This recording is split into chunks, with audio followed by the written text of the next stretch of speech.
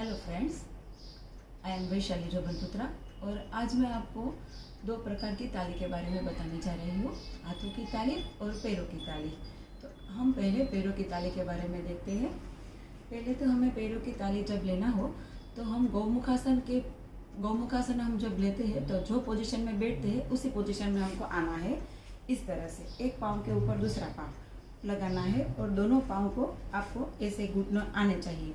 अगर कोई ऐसे इस तरह से नहीं बैठ सकता है तो वो अपने हिसाब से पाँव को आगे ले सकता है, पर जो जिसको ये पोजीशन आती है वो यही पोजीशन में बैठे और दोनों पैर इस तरह खोल ले। दोनों पैर खोल के जिस तरह हम ढोलक बजाते हैं इस तरह बजाए, इसे ढोलक ताली भी कहते हैं। ढोलक बजाने के जैसे ही होता है इसलिए। अब हमें इस तरह दोनों हाथों के पंजों को दोनों पैरों के पंजों पर लगाना है और बजाना है ताली।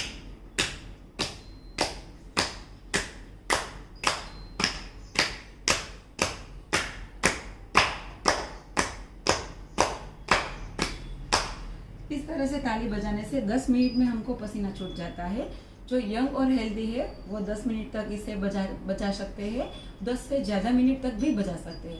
लेकिन जो बीमार है, बुजुर्ग है, उसको 10 ताली या 20 ताली से शुरू करके अपनी कैपेसिटी के हिसाब से ही करना चाहिए। इससे हमारा पैरों में ब्लड सर्कुलेशन बहुत ही अच्छा रहता है। हमारे पैरों में जो सूजन आती है, जो हमारे पैर ठंडे रहते हैं, उसमें गर्माहट भी आ जाती है। ज़्यादातर अभी सब लोगों में सर गर्म रहता है और पेट ठंडे रहते हैं, जो अपनी सेहत के हिसाब से बिल्कुल उल्टा है। पैरों में गर्माहट होनी चाहिए और सर एकदम ठंडा होना चाहिए। तो ढोलक ताली के हिसाब से आपके पैरों में गर्माहट आती है और आपका सर ठंडा रहता है, तो वो अपनी सेहत के लिए बहुत ही फायदेमंद साबित होता है। तो ढोलक ताली हमको खाने के तुरंत बाद नहीं लेना है। जिस तरह हम योगा और प्राणायाम करते हैं उसी तरह उसका बेनिफिट मिलता है।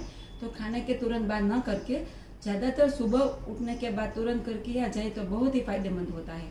लेकिन अगर आपको सुबह टाइम नहीं मिलता है तो शाम को भी कर सकते हैं, लेकिन खाना खाने के 3-4 घंटे बाद ही करिएगा। ये उसके हमारे जो पैरों में पॉइंट होते हैं, सारे शरीर के पॉइंट हमारे पैरों और हाथों में होते हैं। तो ढोलक ताली बजाने से वो पैरों में एक्यूप्रेशर पॉइंट जैसा होता है। तो ये ताली बहुत ही फायदेमंद होती है। तो अभी से आप सुबह जब योगा और प्राणायाम करें तो ये ढोलक ताली भी बजाना शुरू कर दीजिएगा। अब हम देखते हैं हाथों की ताली। ज़्यादातर मंदिरों में, सत्संग में या कोई फंक्शन में हम ताली बजाते हैं तो इस तरह बजाते हैं। ये ताली कोई हमें बेनिफिट नहीं देती है। ये ताली हम जब योगा प्राणायाम के जैसे बजानी हो, योगा ताली मैंने उसको नाम दिया है। ये योगा ताली जब आपको बजानी हो तो ये आपको हाथ एकदम खुले रहने चाहिए और एक उंगली सबको हमको ऐसे बजाना है। तो उसका बेनिफिट हमें बहुत ही ज़्यादा मिलता है। हमारे हाथों में ब्लड सर्कुलेशन अच्छा रहता है। हाथों में जो फ्रोजन शोल्डर का किसी को प्रॉब्लम हो, हाथों में कोई भी प्रकार की झंझनाहट होती हो तो वो भी उसमें से बहुत ही फायदा होता है इसमें से। तो इस आपको ऐसे बचानी है, इसको लेके इस तरह।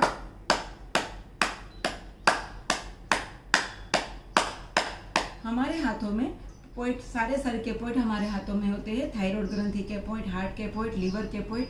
तो इसको हमको बजाने से उसमें एक्यूप्रेशर पॉइंट के जैसा होता है।